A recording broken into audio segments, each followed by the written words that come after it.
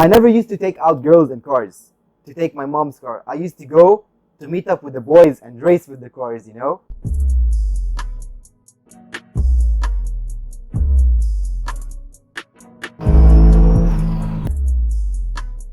Alright, so my name is Nicholas Bourgi. I'm from Lebanon. I'm 24 years old now. Okay, my dad is a rally driver, he's an autocross racer, and he's a speed test racer.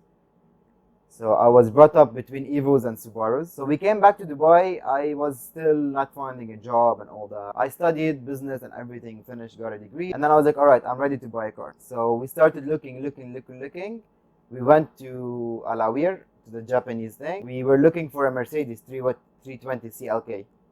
And then we saw this BMW just coming out of container, out of nowhere. And we got it for a good price. That was my first car in UAE, owned by myself. Drove it for a couple of years, and then I found a new job. I was like, okay, it's time for an upgrade. So I sold it. I started looking, went to Ford, didn't like it. It reached me to my Scirocco. So my Scirocco was a thing. Like, I never knew about the Scirocco a lot. So I did a very big research about it. And apparently the car is amazing. So we drove it, we bought the car, and that's where my journey starts. So my journey started with the Scirocco. First of all, the color. It's a Uranus color, Uranus gray. There's very less amount of this car in UAE, and I started working on it slowly. I'm a person who doesn't modify cars straight away. I like to enjoy it, and then so I enjoyed it. Exterior is done, everything is done, rims, downpipe. Now a lot of surprises is coming on. Workshop is opening up within the next 1 month. My dad drove Land Rovers in the sand. A lot of history. He stopped racing for 2 years because he did a jump and his back got cracked up. He was on a chair for 2 years. After that, he didn't give up. He started racing again, but not rally, speed test, autodrome, Jabal Ali tracks. And I used to go with him every Friday to speed test, autocross. And then he built the Nissan Pulsar GTIR, done by Sun Performance. Car was amazing. And yeah, so he used to buy cars from here, send it to Lebanon. He drove to Lebanon like 3 times. He drove in an Opel Vectra, and then he bought an Evo 6 Tommy Menon. There's very less amount of that car in the world.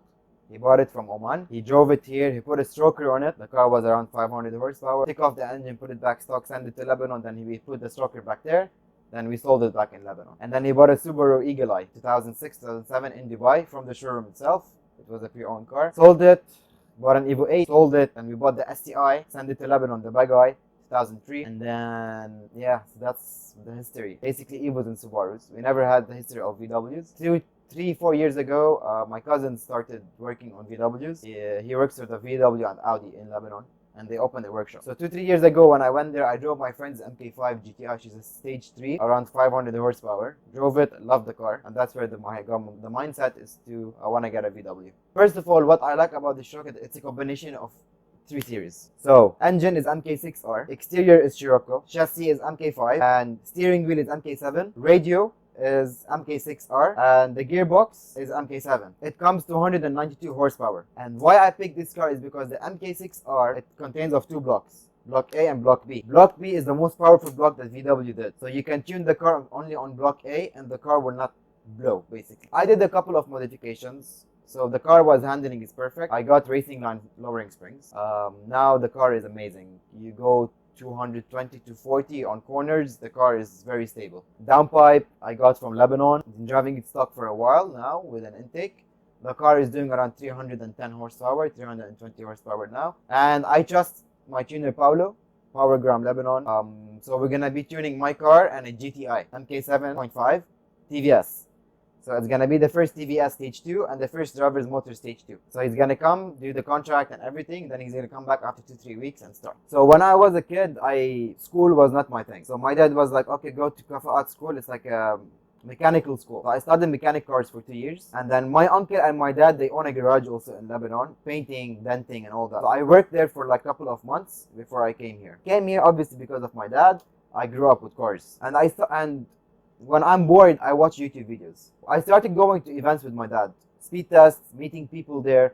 That's where I met Tensai, that's where I met Sun Performance, that's where I met WRG. And to be honest, I thank my dad on that because everywhere I go and I say my last name, oh, your dad is this. So they know me because of my dad. Now, why my car community grew with the past 2-3 years. I joined DVU and they saw how I come to events every time. We did our sponsors are 3W Healthcare. So Mahmoud and Dan are the main admins initially, and they're still the main admins. They launched DVU and then they put me and Edwin with them. And last year we were doing events and drives every 2 weeks, every 1 week. We were planning to do a speed test last year, but it didn't work out because of location and all that. We did a drive 2 weeks ago to Khorfakan.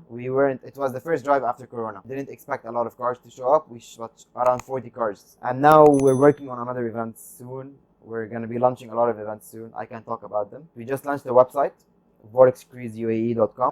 All our events will be there. Everything, pictures about how our club started, when did it start, the people who are in the clubs. DVU is not a car club. DVU is a family. They understand each other, they love each other, and we don't have this thing, if I don't know about cars but I drive the car, I don't ask.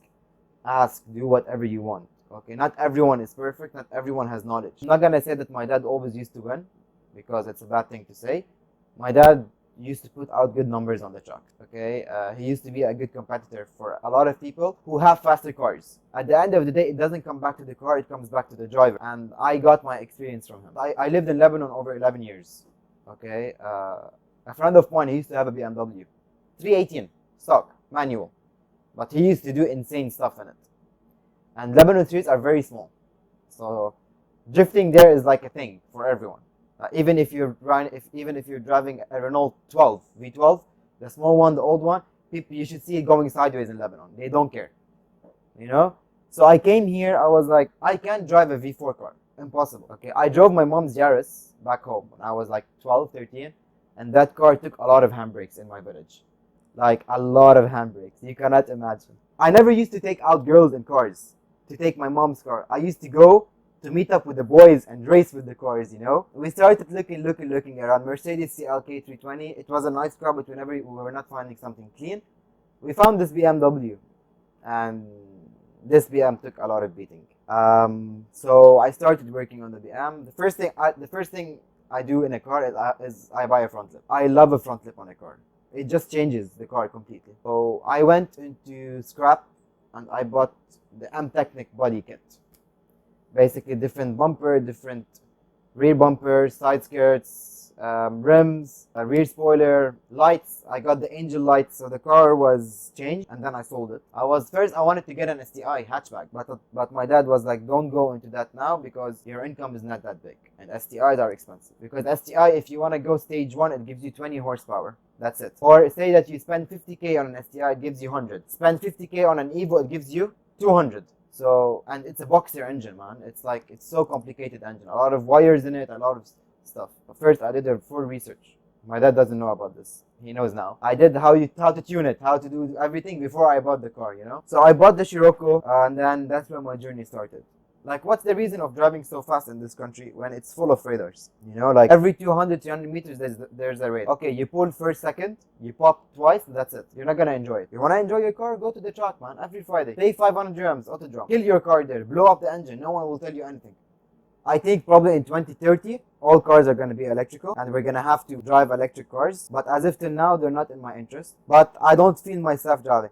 I will not drive a car if there is no sound in it. Track, first of all, it's more safer. You're not putting other people in danger. You're not in the risk to getting arrested. And basically, you can do whatever you want on the track. And it's more competitive on the track because you're going to have cars same power as yours, but it goes back to the driver. I'm not saying I'm a really good driver, but I'm just saying that I know how to drive my car. Sometimes, you know, you get idiot, be stupid. You push a little bit on the streets, but you know where to do it. And the funny story is, roll racing, so after I did my first, second, or 3 runs, I wore the helmet upside down by mistake. And then a friend of mine, David, he's in our group, he came, he saw me and he started laughing, so he took a picture. And now it's a sticker on the group, so everyone is making fun. They sent a picture of me with the helmet upside, man, literally upside down. And I didn't even notice because I was in this pump and I was excited, you know, and all that. And it's different, man, especially when you see all the cars lining up.